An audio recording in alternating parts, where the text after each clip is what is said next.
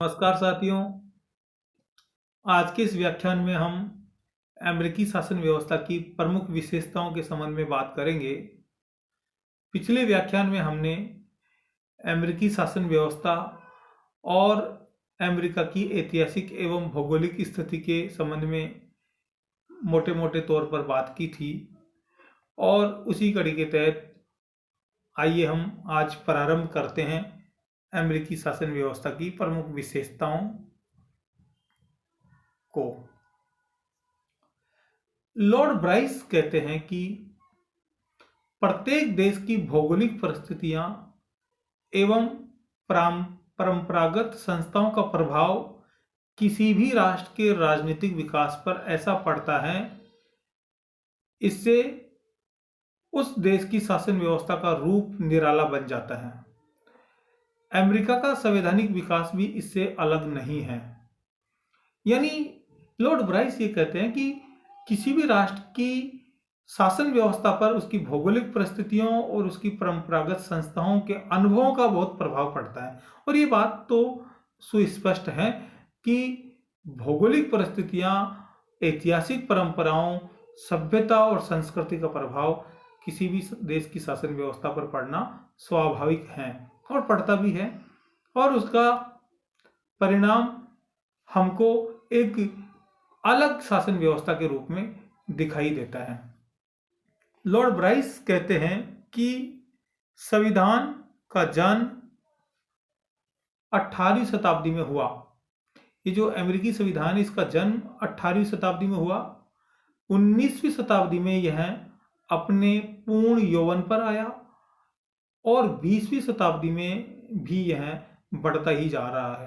यानी अमेरिकी संविधान के संबंध में उन्होंने एक यह सकारात्मक वाक्य कहा कि इसका जन्म 18वीं शताब्दी में हुआ, 19वीं शताब्दी में यह अपने पूर्ण यौवन पर आया और 20वीं सदी में भी यह बढ़ता ही जा रहा है। यानी उत्तरोत्तर उन्नति करता जा रहा है, यानी उत्तरोत्तर विकसित होता जा रहा है और समृद्ध होता जा रहा है।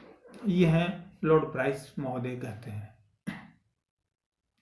विल्सन के अनुसार अमेरिकी संविधान का एक जीता जागता और उर्वर संविधान हमें दुनिया में देखने को मिलता है।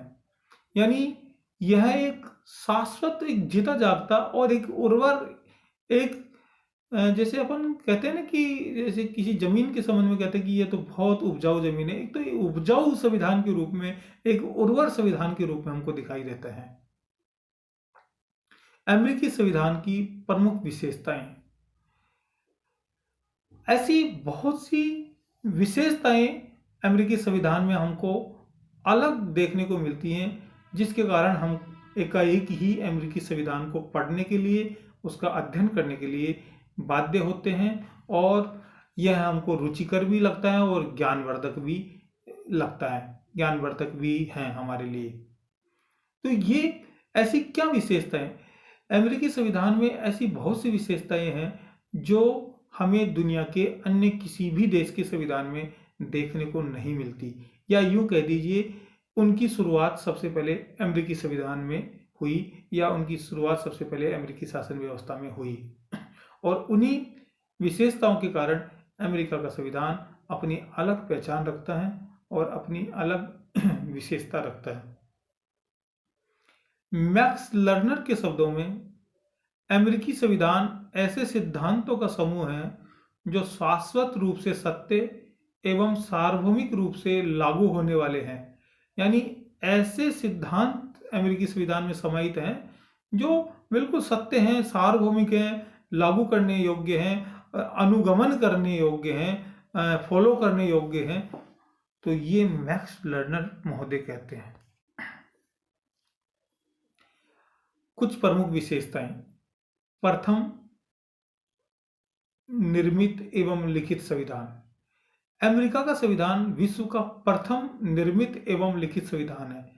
इससे पूर्व जो ब्रिटेन का संविधान प्रचलित था वह अलिखित संविधान की श्रेणी में माना जाता है और वह परंपराओं और अभिसमयों के आधार से संचालित हैं, लेकिन यह दुनिया का प्रथम लिखित संविधान है जिसका निर्माण, जिसकी रचना, जिसकी संरचना एक संविधान सभा के माध्यम से निश्चित नियमों के तहत और निश्चित समय में की गई है। और यह दुनिया के सामने एक अलग, एक प्रथम उदाहरण के रूप में सामने आया, और इससे फिर दुनिया के बहुत से देशों ने सीखकर अपने यहाँ लिखित संविधान की, निर्मित संविधान की रचना की। उनमें से भारत भी एक है। संक्षिप्त संविधान। अमेरिकी संविधान में मात्र 7 अनुच्छेद हैं, केवल 7 अनुच्छेद। ये विश्व का सबसे छोटा लिखित संविधान है। जबकि अगर बहुत से देशों से अमेरिकी संविधान की तुलना करें तो हमको देखने को मिलेगा कि ऑस्ट्रेलिया के संविधान में 128 अनुच्छेद, कनाडा के संविधान में 147 अनुच्छेद, दक्षिण अफ्रीका के संविधान में 153 अनुच्छेद तथा भारत के संविधान में 395 अनुच्छेद है। अब जब हम इन देशों के साथ अमेरिकी संविधान की तुलना करते हैं तो अपने आप ही स्पष्ट हो जाता है कि अमेरिका का संविधान विश्व का सबसे छोटा लिखित संविधान है। संविधान की सर्वोच्चता। देखिए, जब ये कहा जाता है कि अमेरिका का संविधान विश्व का प्रथम लिखित संविधान है, तो जहां लिखित संविधान होता है और संविधान के माध्यम से शासन व्यवस्था का संचालन किया जाता है, तो वहां अपने आप ही संविधान सर्वोच्च हो जाता है, संविधान की सर्वोच्चता स्थापित हो जाती है। और ऐसा अमेरिकी शासन व्यवस्था में देखने को मिलता है, और ऐसा भारत की शासन व्यवस्था में भी देखने को मिलता है, क्योंकि यहाँ संविधान बना हुआ है, यहाँ लिखित संविधान बना हुआ है। जबकि अगर दूसरी तरफ हम ब्रिटेन की बात करें तो ब्रिटेन में संसद सर्वोच्च है, क्योंकि वहाँ लिखित संविधान है ही नहीं। और अमेरिका में संविधान सर्वोच्च है, क्योंकि यहाँ लिखित संविधान का स्वरूप है। भारत में भी लिखित संविधान का स्वरूप है, तो इसलिए यहाँ संविधान सर्वोच्च है। संवैधानिक संशोधन का प्रावधान। ऐसा नहीं कि अमेरिकी संविधान में संशोधन के कोई प्रावधान ही नहीं है, अमेरिकी संविधान में भी संशोधन के प्रावधान हैं।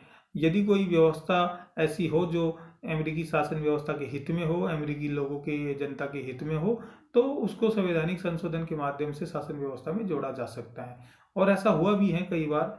अब तक 27 संविधान संशोधन हुए हैं, तो यानी जो वहाँ का संविधान है वो संशोधन करने योग्य है, उसमें संशोधन के प्रावधान निहित हैं। कठोर संविधान। कठोर संविधान, कई बार हम सुनते हैं कि कठोर संविधान, लचीला संविधान, मिश्रित संविधान। जैसे भारत के संविधान को मिश्रित श्रेणी का संविधान कहते हैं कि ना तो अत्यधिक कठोर है, ना अत्यधिक नरम है।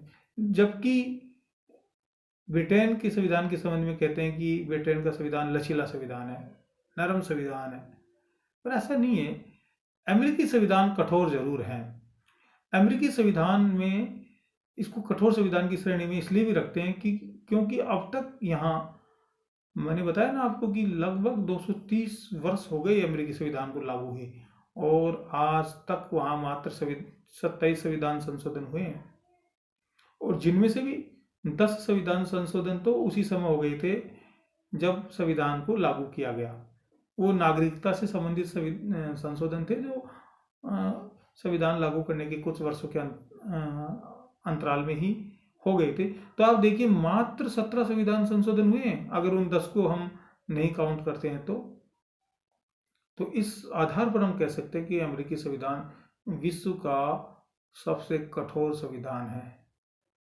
संघात्मक शासन व्यवस्था। देखिए, संघात्मक शासन व्यवस्था का उदाहरण अमेरिकी संविधान में हमको देखने को मिलता है। हालांकि भारत की संघात्मक शासन व्यवस्था कनाडा के संविधान से प्रेरित है, लेकिन अमेरिकी संविधान में संघात्मक शासन व्यवस्था प्रचलित है। यानी वहाँ संघ की अलग सरकार है और प्रांतों की अलग सरकार, यानी 50 प्रांत है तो 50 प्रांतों की अलग सरकार है। और इसके अलावा और भी कई पैमाने ऐसे हैं, कई आधार ऐसे हैं जिसके आधार पर वहाँ संघात्मक शासन व्यवस्था के लक्षण हमको दिखाई देते हैं। जैसे दोहरी नागरिकता। अब अपने यहाँ तो संघात्मक शासन व्यवस्था होने के बावजूद भी इकहरी नागरिकता है, यानी व्यक्ति एक ही नागरिकता से जाना जाता है, और वह नागरिकता है संघ की नागरिकता। जबकि अमेरिका में दोहरी नागरिकता प्रचलित है। यानी वहाँ व्यक्ति संघ का नागरिक भी कहलाएगा और संबंधित प्रांत का नागरिक भी कहलाएगा। जैसे कोई व्यक्ति लुसियाना का है तो लुसियाना का नागरिक भी कहलाएगा, वह वाशिंगटन का नागरिक भी कहलाएगा, वह न्यूयॉर्क का नागरिक भी कहलाएगा और साथ में वह संघ का नागरिक भी कहलाएगा। और दूसरा है इकाइयों को समान प्रतिनिधित्व। ये जैसे मैंने अभी आपको बताया था ना कि वहाँ सीनेट में सभी राज्यों को, सभी प्रांतों को समान प्रतिनिधित्व दिया गया है, चाहे वह प्रांत छोटा हो चाहे वह प्रांत बड़ा हो, सबको समान प्रतिनिधित्व दिया गया है। और प्रत्येक राज्य से वहाँ सीनेट में 2 सदस्य जाते हैं, यानी 50 राज्य से 100 सदस्य जाते हैं। सीनेट की सदस्य संख्या 100 है, वहाँ 100 है, तो प्रत्येक राज्य से 2। अध्यक्षात्मक शासन व्यवस्था। देखिए, अध्यक्षात्मक शासन व्यवस्था की अगर शुरुआत कहीं से मानी जाती है, अध्यक्षात्मक शासन व्यवस्था का घर यदि कोई देश माना जाता है तो वह है अमेरिकी शासन व्यवस्था। अध्यक्षात्मक शासन व्यवस्था का प्रारंभ ही यहीं से हुआ सबसे पहले। जैसे संसदात्मक शासन व्यवस्था का घर हम इंग्लैंड को कहते हैं, उसी प्रकार अध्यक्षात्मक शासन व्यवस्था का घर अमेरिकी शासन व्यवस्था है। अध्यक्षात्मक शासन व्यवस्था क्या है कि जब कार्यपालिका की संरचना व्यवस्थापिका से पृथक होती है, अलग होती है, तो उसे हम अध्यक्षात्मक शासन व्यवस्था कहते हैं। जैसे यहाँ कार्यपालिका यानी राष्ट्रपति और उसके जो सचिव होते हैं उनकी नियुक्ति व्यवस्थापिका यानी कांग्रेस में से नहीं की जाती, उनकी नियुक्ति बिल्कुल पृथक तरीके से होती है। तो यह अध्यक्षात्मक शासन व्यवस्था वहाँ प्रचलित है। गणतंत्रात्मक शासन व्यवस्था। गणतंत्रात्मक शासन व्यवस्था का स्वरूप भारत में भी प्रचलित है। गणतंत्र से मतलब होता है कि जो राज्य प्रमुख होता है, जो जिसके नाम से राज्य का शासन संचालित होता है, जैसे राष्ट्रपति भारत में, अमेरिका में भी राष्ट्रपति, वह वंशानुगत नहीं होकर जनता द्वारा प्रत्यक्ष या अप्रत्यक्ष रूप से निर्वाचित होता है। ये गणतंत्रात्मक शासन व्यवस्था का उदाहरण है। तो अमेरिकी राष्ट्रपति वंशानुगत नहीं है, वहां कोई भी व्यक्ति 2 कार्यकाल से अधिक राष्ट्रपति नहीं बन सकता। तो इसका मतलब यह है कि वहां राष्ट्रपति निर्वाचित होकर आता है और वहां गणतंत्रात्मक शासन व्यवस्था प्रचलित है। प्रतिनिधियात्मक लोकतांत्रिक व्यवस्था की स्थापना। प्रतिनिधियात्मक लोकतांत्रिक व्यवस्था यानी प्रतिनिधियों के माध्यम से शासन का संचालन किया जाना, यानी जनता प्रतिनिधियों को चुनती है और वो प्रतिनिधि जाकर जनता के लिए शासन संचालित करते हैं, यानी जनता के प्रतिनिधि के रूप में सरकार को संचालित करते हैं, शासन व्यवस्था में अपनी भूमिका निभाते हैं। तो यहाँ प्रतिनिधियात्मक लोकतांत्रिक व्यवस्था प्रचलित है।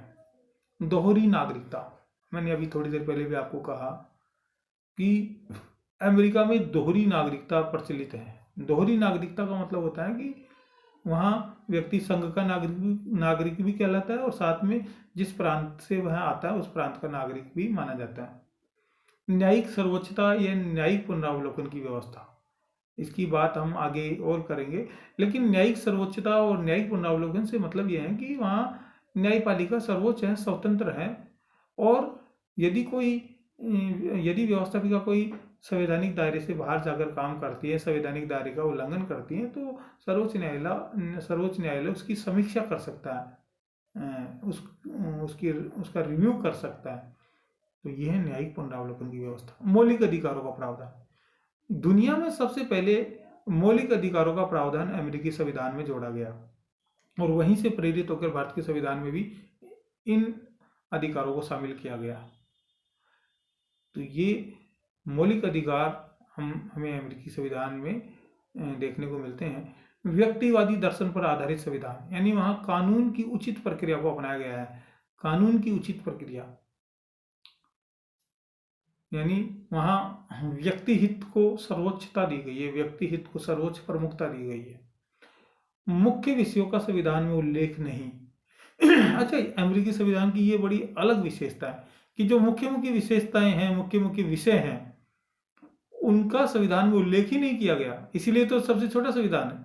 जैसे बैंकिंग है, लोक सेवा है, बजट है, कृषि, श्रम, उद्योग, निगम, राजनीतिक दल आदि विषयों का संविधान में कहीं कोई उल्लेख नहीं है। तो यह मुख्य विषयों का संविधान में उल्लेख नहीं, यानी उसके बावजूद भी व्यवस्था चल रही है। तो वो क्यों चल रही है? क्योंकि अंतर्निहित शक्तियों का सिद्धांत प्रचलित है। इसकी दो प्रमुख विशेषताएं और हैं जिनकी चर्चा हम अगले व्याख्यान में करेंगे। तो आज के लिए इस व्याख्यान में इतना ही। आपने मेरी बात को ध्यान से सुना, उसके लिए धन्यवाद।